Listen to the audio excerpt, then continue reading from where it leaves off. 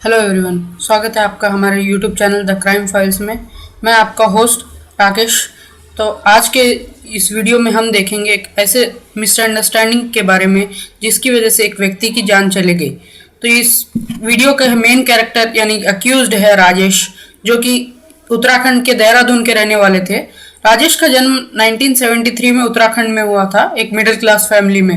राजेश का early life के बारे में तो नहीं कुछ पता है, पर जहाँ तक उनके नेबर्स से ये जितना पता चला है कि वो राजेश एक शाही टाइप के पर्सन थे और बहुत कम ही लोगों से मिलते थे, बात करते थे। और राजेश पढ़ाई में भी अच्छे थे, वो एक आईआईटी ग्रेजुएट थे। राजेश अपनी स्कूलिंग लाइफ देहरादून में ही कंप्लीट की और हायर स्टडीज़ के लिए वो दिल्ली शिफ्ट हुए ईयर 1990 में, क्योंकि देहरादून वैसे तो अपनी स्टडीज़ के लिए फेमस है, पर ईयर 1990 के टाइम पे मतलब उतना अच्छा अप टू डेट एजुकेशन नहीं था वहाँ देहरादून में।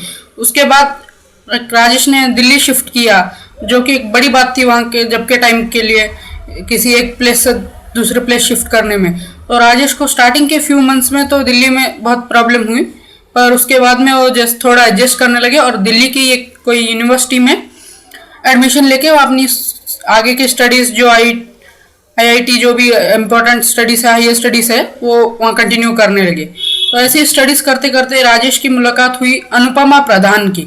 वैसे अनुपमा प्रधान यहाँ विक्टिम है और अनुपमा प्रधान मेनली रहने वाली उड़ीसा की है। उनका जन्म उड़ीसा में 1974 में हुआ था और अनुपमा प्रधान के बारे में भी इतनी अधिक जानकारी नहीं है, क्योंकि जब के ज़माने में इतना सोशल मीडिया और इतना कुछ था नहीं।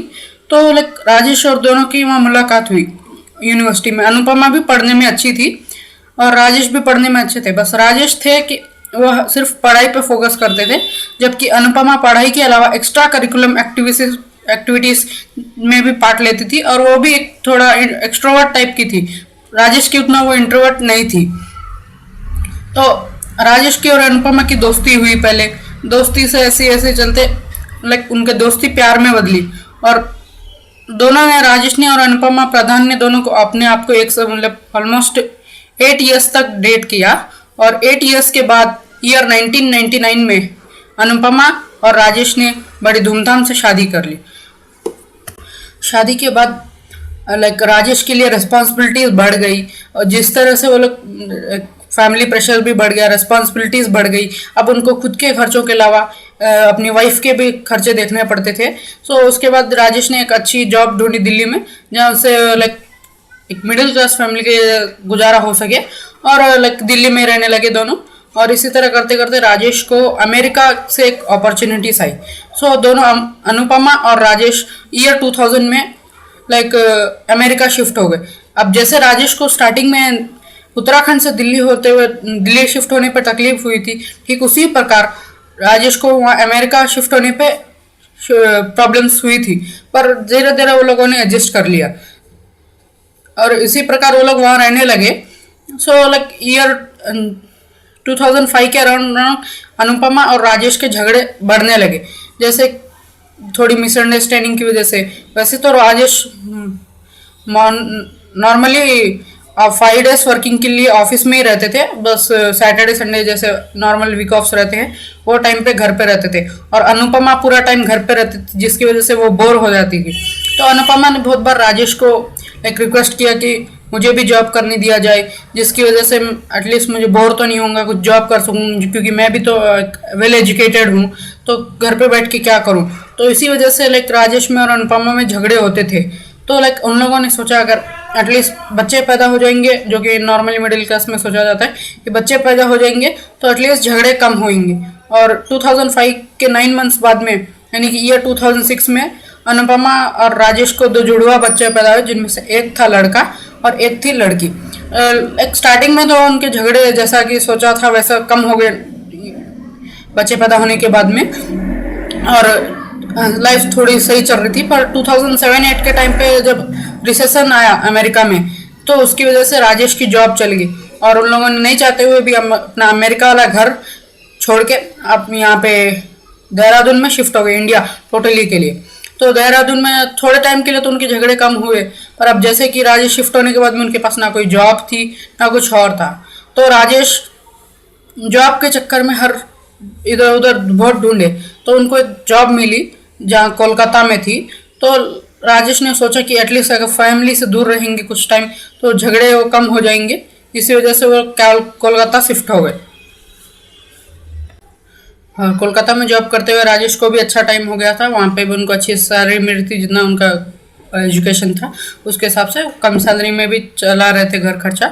पर थोड़े टाइम बाद में फिर से राजेश जैसे कि मिलने नहीं आते थे फैमिली से 3-3 4-4 महीने कोलकाता से, तो फिर से इनके झगड़े बढ़ने लग गए अनुपमा और राजेश के। तो इस बार इन्होंने ये झगड़े कम करने के लिए सीधा फैमिली कोर्ट का सहारा लिया और अनुपमा और राजेश ने डाइवर्स के लिए अप्लाई कर दिया, जिससे कोर्ट ने राजेश को ऑर्डर दिया कि वो हर महीने अनुपमा को 2 लाख रुपीस देंगे अपने एक्सपेंसेस के लिए मैनेज करने के लिए, because she was solely dependent on Rajesh और उन कोई जॉब नहीं करते थे, प्लस उनको 2 बच्चे भी संभालना पड़ता था। राजेश कोलकाता में रहते थे जबकि अनुपमा देहरादून में रहती थी और इसी प्रकार चलता रहा और दोनों अलग हो गए। फिर कुछ टाइम बाद कोलकाता में भी ऐसी रिसेशन आया और इसे राजेश की किस्मत कहे या बुरा टाइम, कोलकाता का जॉब भी राजेश का चला गया। राजेश भी लाइक सब कुछ छोड़ गए, अनुपमा के पास देहरादून शिफ्ट हो गए। पर यहाँ गलती एक अनुपमा की थी कि उन्होंने राजेश से डाइवर्स लेने के बाद भी उनके साथ में रहना, राजेश को अपने पास रहने दिया, जिससे राजेश का और अनुपमा में और भी झगड़े होने लगे।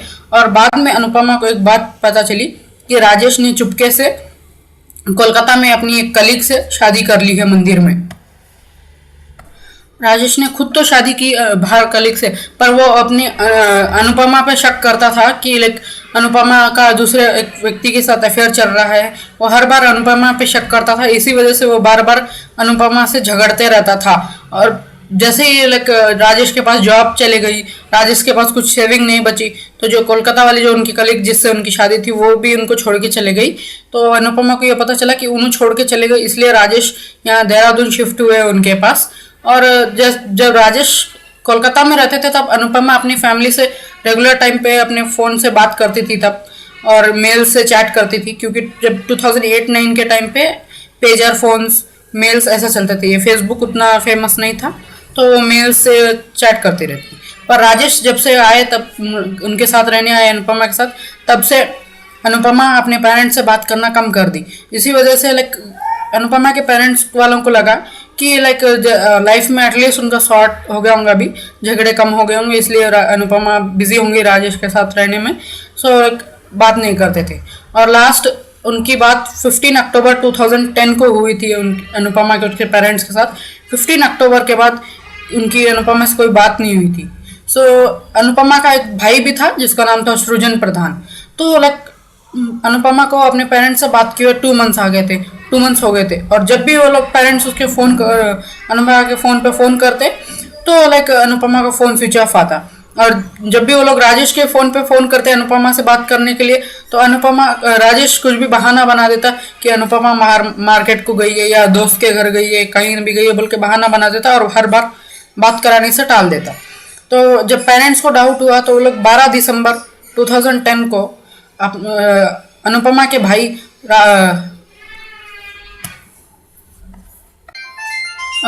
भाई सृजन प्रधान अनुपमा से मिलने गए। तो राजेश ने जैसे ही सृजन को अपने घर की तरफ आते हुए देखा, वो जल्दी से रेडी होकर अपने घर के बाहर आया ताकि सृजन घर के अंदर ना आ सके। तो सृजन ने जब अपनी बहन के बारे में राजेश को पूछा तो राजेश ने बताया कि वो गुस्से में आके कुछ दिन 2 महीने से घर छोड़ के चली गई है। पर सृजन को डाउट आया क्योंकि उसकी बहन ने पहले अभी ऐसा कभी नहीं किया था और 2 महीने हो गए थे। एटलीस्ट अगर वो कहीं जाती तो मेल करती थी, और राजेश हर बार बात करने से टालते रहता था, कहता था कि वो घर छोड़ के चले गई है, अभी गुस्से में है, जब उसका गुस्सा शांत हो जाएगा तो अपने आप मिलने आ जाएगी। सृजन को उसको शक हुआ तो उसने बात की कि पुलिस में कंप्लेन कराई क्या, तो राजेश ने कहा कि अभी नहीं कराई, मैं करा दूंगा। तो उसी टाइम पे राजेश घर के अंदर गया और ऐसा प्रिटेंड किया जैसे कुछ हुआ नहीं, और अंदर जाके उसने लाइक अनुपमा के आईडी से सृजन के नंबर पे मैसेज किया कि मैं खुद ही घर छोड़ के चली गई हूँ और मुझे ढूंढने की कोशिश ना करें। सो लाइक 5 मिनट बाद राजेश घर के बाहर आया और सृजन ने ये मेल वाली बात राजेश को बताई। तो राजेश ने कहा कि जब वो खुद ही बता रही है कि ऐसा हमें खुद ही छोड़ के चले गए, उसे ढूंढने की कोशिश नहीं करनी चाहिए, तो हमें क्यों ढूंढना चाहिए, उसे हमें नहीं ढूंढेंगे। पर सृजन ने राजेश की बात नहीं मानी और जाके पुलिस में कंप्लेन करा दी, साथ में राजेश को भी लेके। सो पुलिस फर्स्ट केस तो राजेश के ऊपर ही करेंगी। सो राजेश के ऊपर शक हुआ पुलिस को, पर राजेश ने पूरी चीज़ें लाइक उतना कॉपरेट ऐसे किया जैसे कि लाइक कुछ हुआ ही ना हो। और पुलिस ने जब फर्स्ट केस के अंदर ही राजेश के घर पे तलाशी ली, तो पहले तो उनको घर में कुछ नहीं मिला, तब पुलिस वाले पूरा घर में ढूंढे, कुछ नहीं मिला, तो घर छोड़ के जाने ही वाले थे। तभी उनमें से एक इंस्पेक्टर की नज़र कोने में पड़े डीप फ्रीजर पे गई।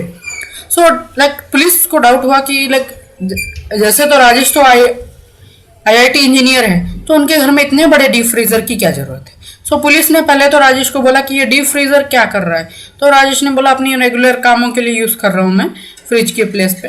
सो पुलिस ने उसे खोलने के लिए कहा फ्रिज को, जिस पे ताला लगा हुआ था। तो राजेश ने पहले तो कहा कि इसकी चाबी अनुपमा के पास है, जो अपने साथ लेके चली गई है। जब पुलिस ने अपनी सख्ती दिखाई पूछने में, तब राजेश ने चाबी ला के दी।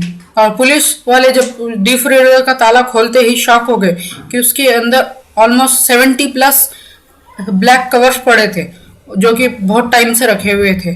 और जो ब्लैक कवर्स खोले तो उसमें है ना एक ह्यूमन की डेड बॉडी थी।